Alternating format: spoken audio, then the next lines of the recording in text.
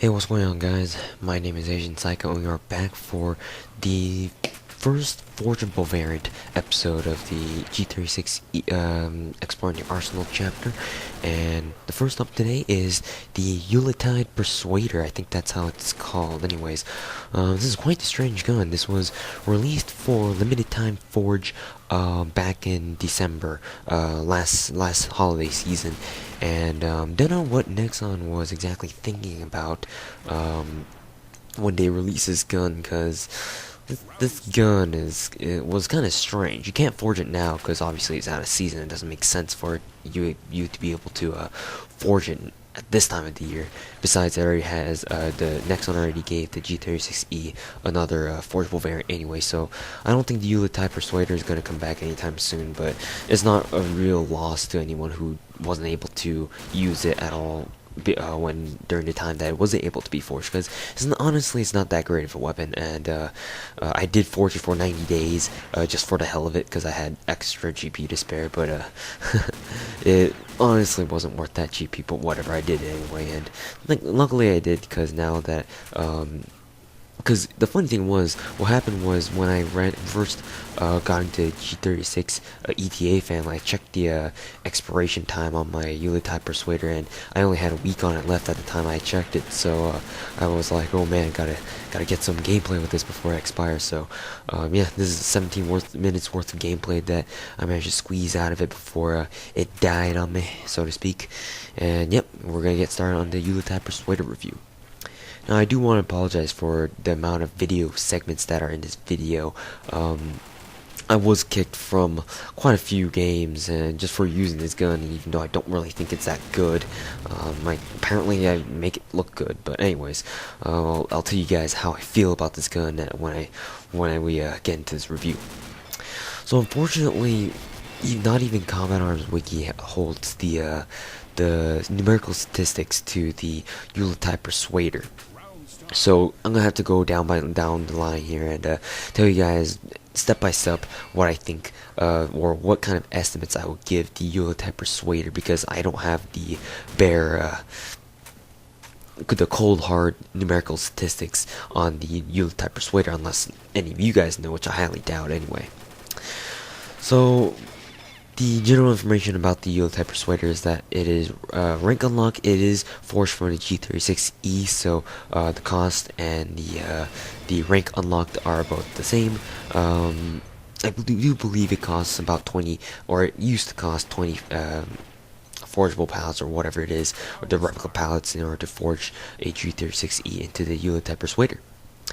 Now, the damage on the Yuletide Persuader is less than that of the G36E. It's a medium 4-shot kill. I wanna estimate. It's not particularly strong, and so that means that its damage isn't the best of things when it comes to the Yuletide Persuader. So just keep that in mind.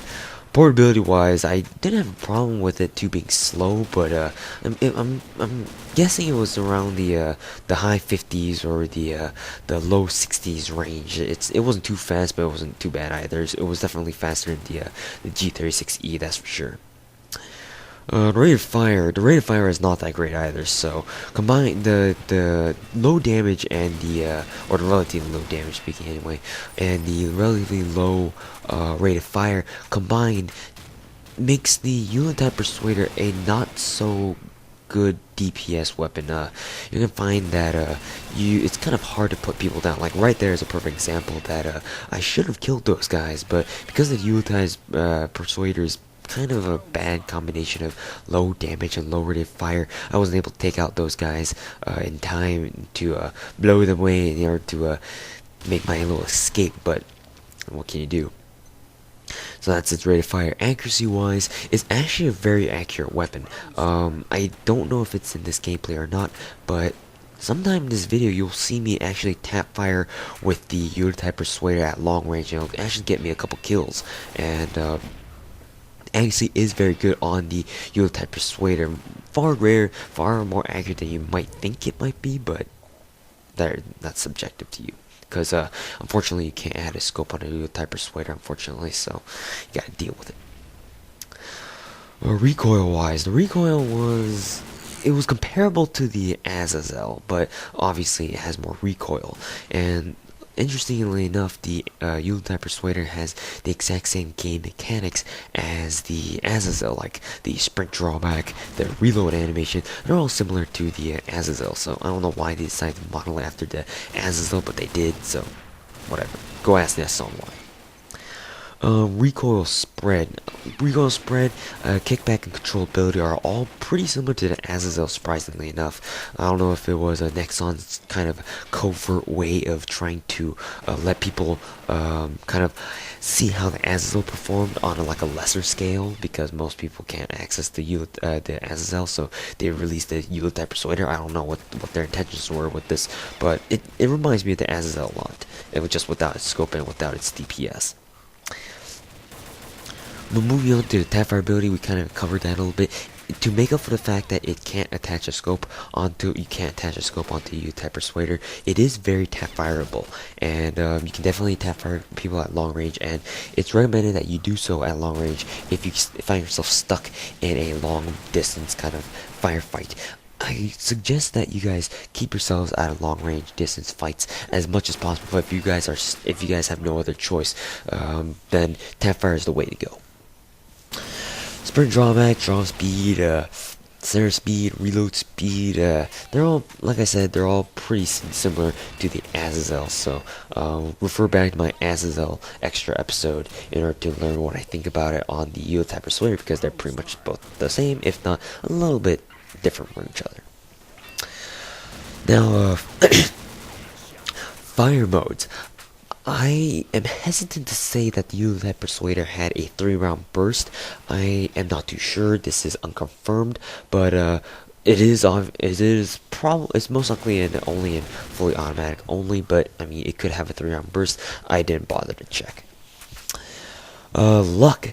It kind of has a mediocre luck. I mean, sure, you could get a few lucky headshots once in a while, but it wasn't like extremely lucky or anything. So the Yuletide Persuader, unfortunately, is not a gun bound to give you headshots every other kill. So if that's what you're looking for, unfortunately, the Yuletide Persuader is not for you.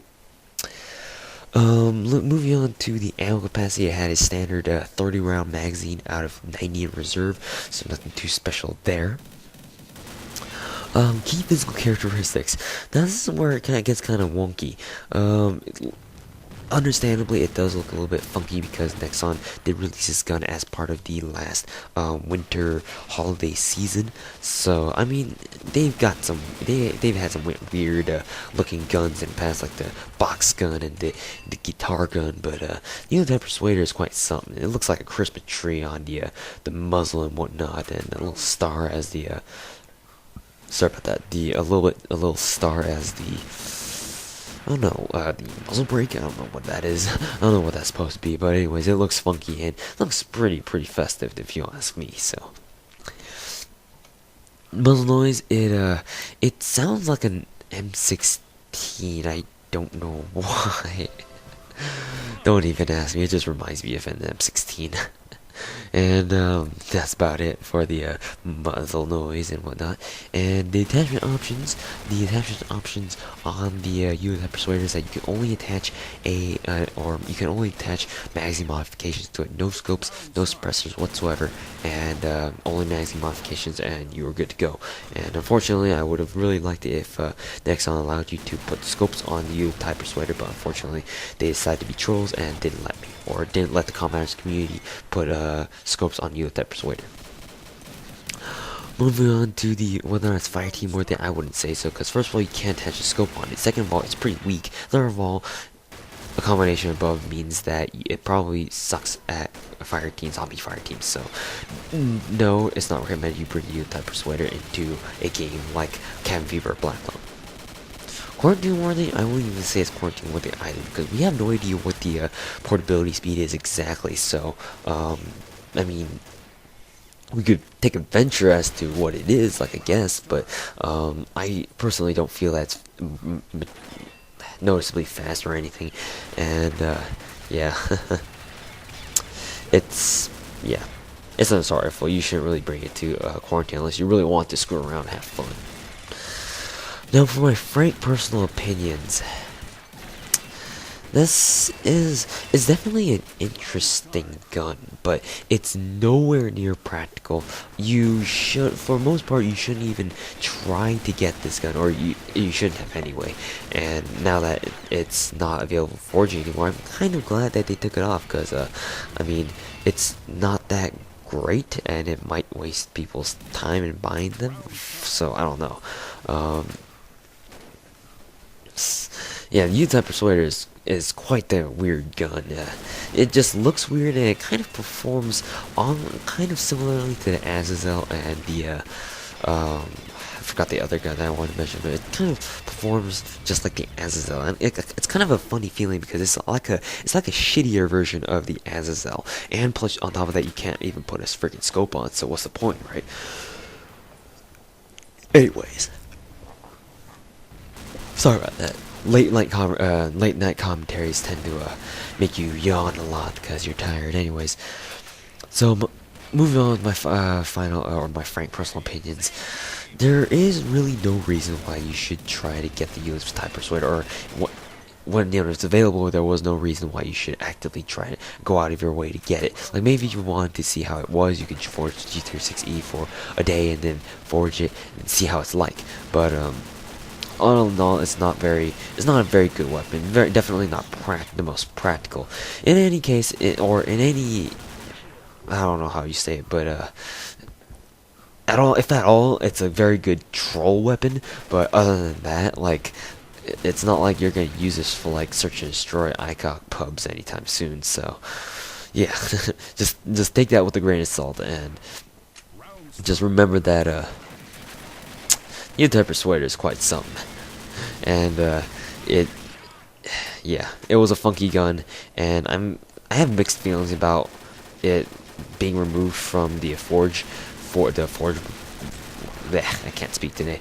It's too late at night. Anyways, I have mixed feelings about its forgeability, or like the availability of its forgeability. Tongue twister. And like certain weapons like the guitar gun and the box gun I wanted to try out, because I mean, those are cool guns. I would have done the guitar gun review after the AN94 review if I had found anyone to lend me a guitar gun, but apparently no one really keeps that anymore. Like, it's expired by now, and these guns are more like novelty guns, and Yuletide Persuader is one of them, and it doesn't really perform spectacularly well. Spectacularly, is that a new word?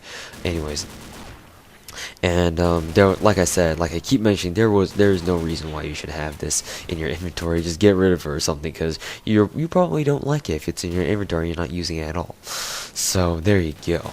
Those are my frank personal opinions on it.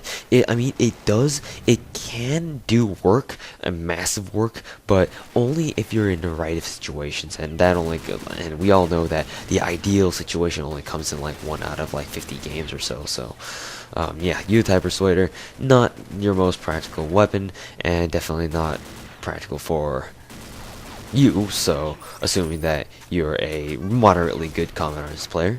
So yeah, thanks for watching, guys, and as always, my final rating will be in the description below, and I want to kind of let you guys know about a few updates I've been keeping track of. Number one is the Combat Arms In-Depth, the first episode for Combat Arms In-Depth. I have not started yet, but I will soon, either this Friday or this weekend, because next week my school gets off on spring break. We have a week off, but unfortunately I'm going to be gone the Wednesday of that spring break week. From Wednesday, I don't know when, maybe on Sunday, when I might have to come back for more schoolwork or more school duties and whatnot. And until then, I'm gonna be up in Seattle visiting my older brother, because he works for a very, very good company. I'm sure you know. I'm sure you heard of it if I do mention the name. But just because of confidentiality issues, confidentiality, is that a word too? Did I say it right? Anyways, because of legal and technical issues, I don't want to say, I don't want to reveal where he works at. But all I can tell you guys is he lives up in Seattle, and I'm gonna go visit him with my dear old mother, and we're gonna go check out some colleges while I'm there. I was, like I keep telling you guys, or not keep telling you, but like some of you guys know, I am a second semester senior in high school in America anyway, and where I was recently accepted to UW, or the colloquial way of saying University of Washington. So I'm going to check out their campus while I'm up there. I'm going to pay my older brother a visit with my mom, and that's how my spring break will generally go. So hopefully I'll be able to get out the first episode for the Common Arms in depth before I am able to, before I have to leave or something, and get it edited and ready to go before I leave. So anyways guys, during that time I also don't think I'll be taking my laptop with me, because I don't know, I just don't feel like dragging my laptop all the way up there, even though I probably would like to under normal circumstances, but this time I just don't feel like it.